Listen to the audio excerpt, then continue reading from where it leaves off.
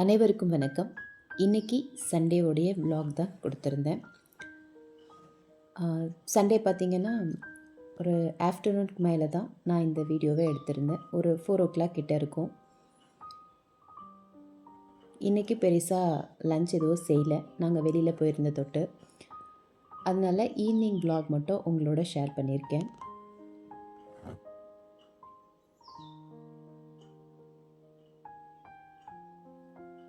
இன்றைக்கி சண்டே. நம்மளுடைய அந்த இன்டோர் பிளான்ட்டில் பார்த்திங்கன்னா ரொம்ப அழகாக நிறைய பூங்க விட்டுருந்தது. பார்க்க ரொம்ப அழகாகவும் இருந்தது. அதுக்கப்புறம் ஈவினிங் தான் போயிட்டு நான் மாடியில் செடிங்களுக்கெல்லாம் தண்ணியும் ஊற்றிட்டு அப்படியே வரும்போது நம்ம மாடியில் விட்டுருந்த அந்த சங்குப்பூவை எல்லாத்தையும் எடுத்துகிட்டு வந்து உருளி அலங்காரமும் பண்ணியிருந்தேன்.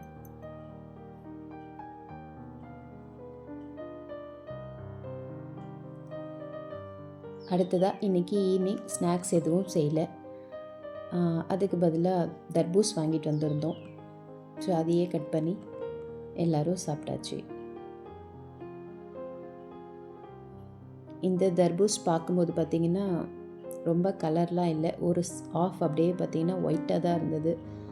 சரி, டேஸ்ட் எப்படி இருக்க போதோ, கொஞ்சம் ஸ்வீட்னஸ் கம்மியாக தான் இருக்கும் அப்படின்ற மாதிரி நினச்சேன். ஆனால் பார்த்திங்கன்னா டேஸ்ட் ரொம்பவே நல்லா இருந்தது, நல்லா ஸ்வீட்டாக இருந்தது. பார்க்குறதுக்கு கலர் கொஞ்சம் டல்லாக இருந்தாலும் சாப்பிட்றதுக்கு ரொம்ப நல்லா இருந்தது.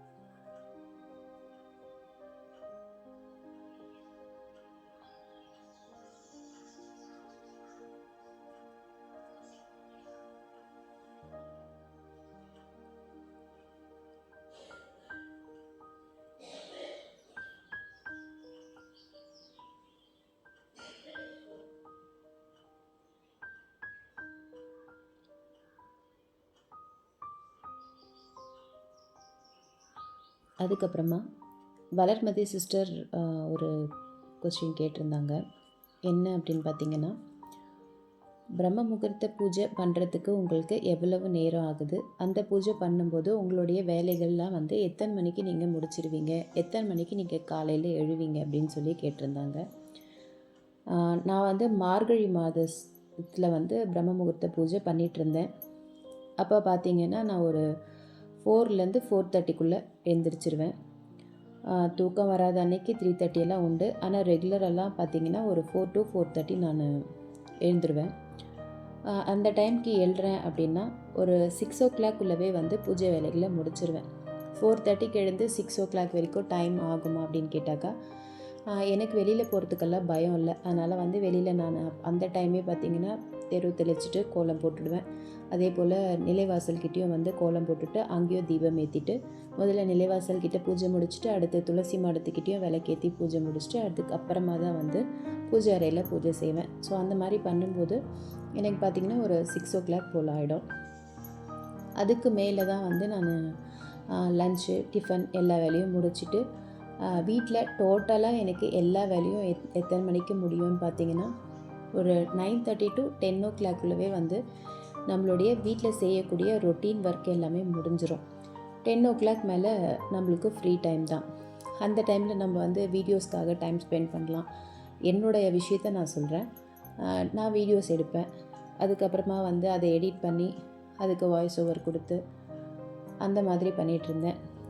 இது பிரம்ம முகூர்த்த பூஜை பார்த்திங்கன்னா நான் மார்கழி மாதம் மட்டும்தான் செஞ்சேன். ஆனால் இப்போ பண்ணணும் அப்படின்னு சொல்லி நினச்சிட்ருக்கேன். ஆனால் இன்னும் என்னால் அதை செய்ய முடியல. கண்டிப்பாக நான் அதை செய்ய ஆரம்பித்தேன்னா ஷார்ட்ஸாகவும் வீடியோஸாகவும் கண்டிப்பாக கொடுக்குறேன். எனக்கு இந்த மாதிரி தான் இருக்கும் டைமு. நீங்கள் வந்து டைமிங் வந்து உங்களுக்கு சேவ் ஆகணும் அப்படின்னு நினச்சிங்கன்னா, நிறைய வேலைகளை வந்து நம்ம முன்னாடி நாள் நைட்டே கூட நம்ம முடிச்சு வச்சுக்கலாம்.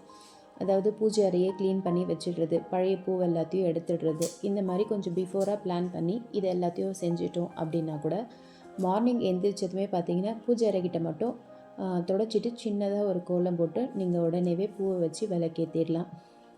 அது ரொம்ப ஈஸியாக இருக்கும். டைமிங்குள்ளே உங்களால் பிரம்ம முகூர்த்த பூஜையை விளக்கும் ஏற்றிட முடியும். அதுக்கு மேலே நம்மளுடைய ரொட்டீனை நம்ம செஞ்சுக்கலாம். அதுக்கு அடுத்ததாக பார்த்திங்கன்னா சண்டே நைட்டு தான் வந்து நான் வீட்டில் வந்து டின்னர் பண்ணியிருந்தேன். அன்றைக்கி ஃபுல் டே வந்து எதுவும் பெருசாக வீட்டில் சமைக்கலை, வெளியில் போயிருந்தேன் தொட்டு. அதனால் என்ன பண்ணியிருந்தேன்னு பார்த்திங்கன்னா முட்டை கிரேவி தான் பண்ணியிருந்தேன். கொஞ்சம் டிஃப்ரெண்ட்டாக ட்ரை பண்ணி பார்க்கலாம் அப்படின்னு சொல்லிட்டு இந்த கிரேவியை ட்ரை பண்ணியிருந்தேன். ஆனால் ரொம்பவே டேஸ்ட் நல்லா இருந்தது. நான் வீடியோக்காக சொல்லலை, கண்டிப்பாக நான் இதில் போட்டிருக்கிற இன்க்ரீடியன்ட்ஸ் அதே அளவில் செஞ்சு பார்த்துட்டு உங்களுக்கும் எப்படி வந்தது அப்படின்றத கண்டிப்பாக எனக்கு கமெண்ட்டில் சொல்லுங்கள். கொஞ்சம் டிஃப்ரெண்ட்டாக தான் ட்ரை பண்ணியிருந்தேன், நல்லா தான் இருந்தது டேஸ்ட்டு. இதில் அப்படியே வந்து முட்டையை உடச்சி ஊற்றிருக்கலாம், அப்படி இல்லைனா வேக வச்சு கட் பண்ணி போட்டிருக்கலாம். அந்த மாதிரி ட்ரை பண்ணாமல் நான் என்ன பண்ணேன்னா முட்டையை நல்லா உடச்சிட்டு அதில் கொஞ்சமாக உப்புத்தூள், மிளகுத்தூள், மஞ்சள் தூள் சேர்த்து நல்லா அடிச்சுட்டு அதை வந்து குழிப்பணியார கல்லில் வந்து சின்ன சின்னதாக குழிப்பணியாரம் மாதிரி ஊற்றி எடுத்து அதுக்கப்புறமா வந்து கிரேவியில் ஆட் பண்ணியிருந்தேன். சாப்பிட்றதுக்கு ரொம்ப நல்லாவே இருந்தது. அந்த மசாலாலாம் வந்து அந்த கிரேவியில் அந்த முட்டையில் பார்த்திங்கன்னா நல்லா ஊறி சப்பாத்தியோடு சாப்பிட்றதுக்கு ரொம்பவே டேஸ்ட்டாக இருந்தது.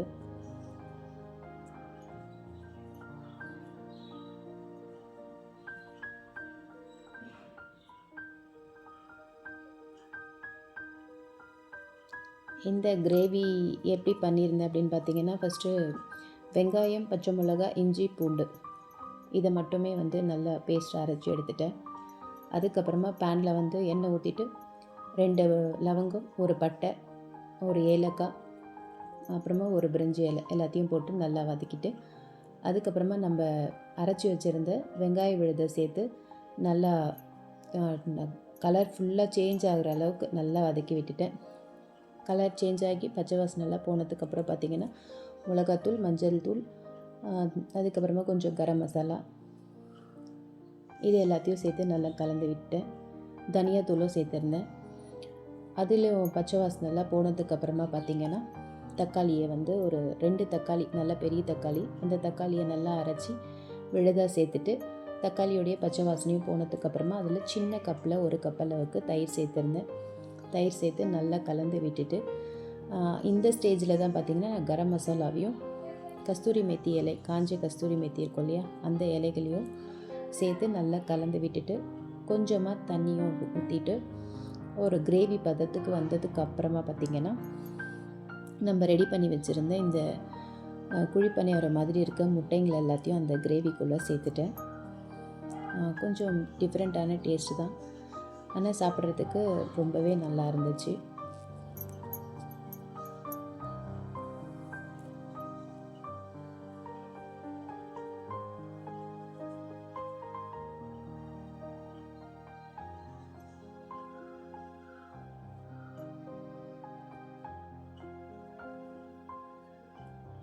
வளர்மதி சிஸ்டர், நீங்கள் எதுவும் தவறு எடுத்துக்க வேண்டாம். கமெண்ட்டில் வந்து நமக்கு பதில் சொல்லாமல் வீடியோஸில் சொல்லியிருக்காங்க அப்படின்ட்டு. கமெண்ட்டில் வந்து ரொம்ப பெருசாக டைப் பண்ணி சொல்கிற மாதிரி இருக்கும். இப்படி நான் உங்களுக்கு சொல்லும்போது நான் வந்து எக்ஸ்பிளைன் பண்ண மாதிரி இருக்கும். ரொம்ப நேரம் அதை பற்றி டீட்டெயில்டாக நான் உங்களுக்கு சொன்ன மாதிரி இருக்கும். அதனால தான் பார்த்திங்கன்னா நான் வீடியோவில் சொல்கிறதா உங்களுக்கு கமெண்ட்டில் வந்து ரிப்ளை பண்ணியிருந்தேன்.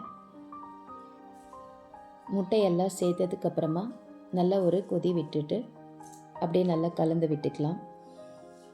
இப்போ பார்த்திங்கன்னா இந்த மாதிரி பதத்தில் இருக்கணும். இப்படி இருக்கும்போது தான் நம்மளுக்கு சப்பாத்தியோடு சேர்த்து சாப்பிட்றதுக்கு ரொம்ப நல்லாயிருக்கும். ரொம்ப தண்ணியாக இல்லாமல் இந்த பதத்தில் இருக்கும்போது ஆஃப் பண்ணிக்கலாம்.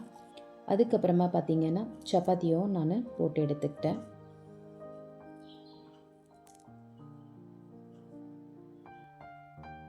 ஓகே, நம்ம வீடியோவோட எண்டுக்கு வந்தாச்சு. இன்றைக்கி சண்டேவுடைய நைட் ரொட்டீன் எனக்கு இப்படி தான் இருந்தது. கண்டிப்பாக என்னுடைய இந்த பதிவும் உங்கள் எல்லாருக்கும் பிடிக்கும் அப்படின்னு சொல்லிட்டு நம்புகிறேன். இந்த பதிவு உங்களுக்கு பிடிச்சிருந்ததுன்னா ஏதாவது ஒரு பயனுள்ள விஷயம் இருந்ததுன்னா கண்டிப்பாக நம்மளோட வீடியோக்கு ஒரு லைக் கொடுங்க, ஷேர் பண்ணுங்கள், சப்ஸ்கிரைப் பண்ணுங்கள். பக்கத்தில் இருக்கக்கூடிய பெல் பட்டனையும் ப்ரெஸ் பண்ணி வச்சுக்கோங்க. அப்போ தான் நான் போடக்கூடிய அடுத்த வீடியோவுடைய நோட்டிஃபிகேஷன் உங்களுக்கு வரும். தேங்க்ஸ் ஃபார் வாட்சிங்.